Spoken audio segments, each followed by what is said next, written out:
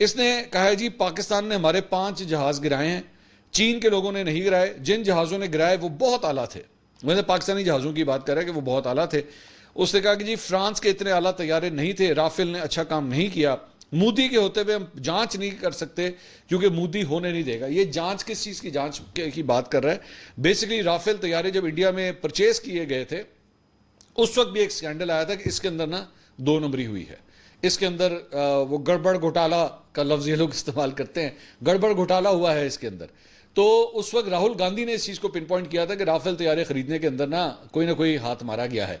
तो उसका ये सुब्रमण्यम स्वामी जो है वो जिक्र कर रहा है कि राफेल तैयारों की खरीदारी के वक्त क्या हुआ क्या नहीं हुआ, मोदी के होते हुए जो है वो इसकी इन्वेस्टिगेशन नहीं हो सकती। मोदी जब कभी जाएगा ना तो फिर पता लगेगा कि एक्चुअली उसकी खरीदारी में क्या कुछ हुआ था। ये इवन तो ये बीजेपी के अंदर है, लेकिन इसका जो है ना वो मतलब इसका एंटना जो है ना वो खिलाफ है नरेंद्र मोदी के।